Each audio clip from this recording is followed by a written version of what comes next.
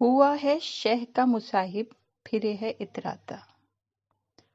ہوا ہے شہ کا مصاحب پھرے ہے اتراتا، وگرنہ شہر میں غالب کی آبرو کیا ہے۔ غالب صاحب کی یہ بہت مشہور غزل ہے، اور اس غزل کے پس منظر ایک بہت دلچسپ واقعہ ہے۔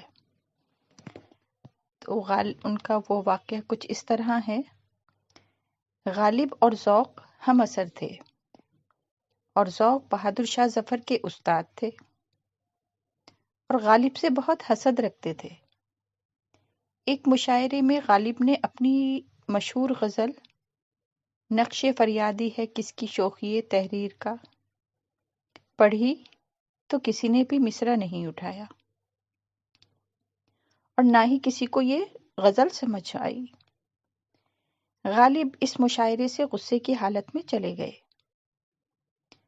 اس کے کچھ عرصہ بعد ذوق صاحب غالب کی گلی سے پالکی میں بیٹھ کر گزر رہے تھے کہ کسی نے آواز لگائی، دیکھو کس شان سے گزر رہے ہیں۔ ان کو شاید پتہ نہیں کہ یہ کس کی گلی ہے۔ وہاں غالب نے 2 دفعہ یہ مصرع ذوق صاحب پر کسا، ہوا ہے شہ کا مصاحب پھرے ہے اتراتا، اور گلی میں لوگوں نے بھی خوب ہنس کر ان کی تضحیک کی۔ اس وقت تو ذوق صاحب خاموشی سے شرمسار ہو کر چلے گئے، لیکن اس کے کچھ عرصے بعد قلعے میں مشاعرہ آ گیا، اور اس مشاعرے میں غالب صاحب کو بھی مدعو کیا گیا، اور اس واقعے کے بارے میں ظفر کو بھی باخبر کر دیا گیا۔ اب جیسے ہی مشاعرہ شروع ہوا تو بہادر شاہ ظفر نے کہا کہ کچھ لوگ ہمارے استاد محترم کی شان میں سرے راہ جملے کستے ہیں۔ کسی نے کہا کہ یہ گستاخی کوئی نہیں کر سکتا۔ اتنے میں ذوق صاحب کے ایک شاگرد بولے کہ غالب نے یہ جملہ کسا ہے ذوق صاحب پر۔ اب غالب سے بادشاہ نے دریافت کیا تو غالب صاحب نے فرمایا کہ یہ میری غزل کے مقطع کا مصرع اولا ہے۔ بادشاہ نے کہا، اچھا پورا مقطع سنایا جائے؟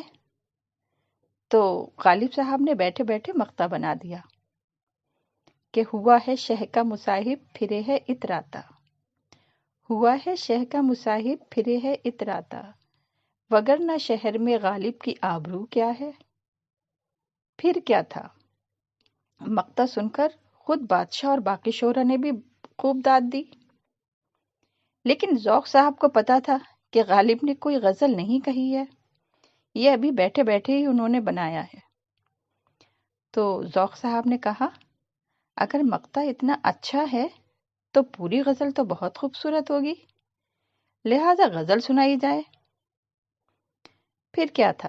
ظفر نے کہا، آج کے مشاعرے کا آغاز غالب کی اسی غزل سے ہوگا۔ بس پھر غالب صاحب تو غالب صاحب ہیں، انہوں نے بھی بیٹھے بیٹھے یہ پوری غزل کہہ ڈالی۔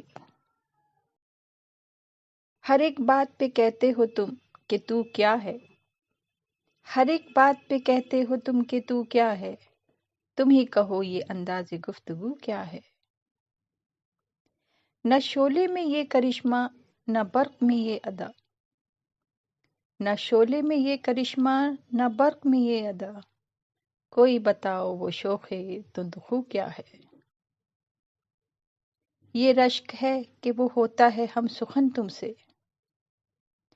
یہ رشک ہے کہ وہ ہوتا ہے ہم سخن تم سے، وگرنہ خوف بد آموز یہ عدو کیا ہے۔ چپک رہا ہے بدن پر لہو سے پیراہن، چپک رہا ہے بدن پر لہو سے پیراہن، ہمارے جیب کو اب حاجت رفو کیا ہے۔ جلا ہے جسم جہاں دل بھی جل گیا ہوگا، جلا ہے جسم جہاں دل بھی جل گیا ہوگا، کریدتے ہو جو ابراق جستجو کیا ہے۔ رگوں میں دوڑتے پھرنے کے ہم نہیں قائل، رگوں میں دوڑتے پھرنے کے ہم نہیں قائل، جب آنکھ ہی سے نہ ٹپکا تو پھر لہو کیا ہے؟ وہ چیز جس کے لیے ہم کو ہو بہشت عزیز، وہ چیز جس کے لیے ہم کو ہو بہشت عزیز، سوائے بادۂ گلفام میں مشک بو کیا ہے؟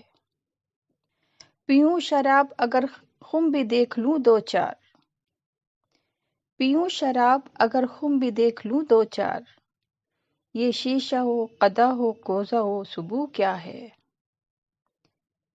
رہی نہ طاقت گفتار اور اگر ہو بھی، رہی نہ طاقت گفتار اور اگر ہو بھی، تو کس امید پہ کہیے کہ آرزو کیا ہے؟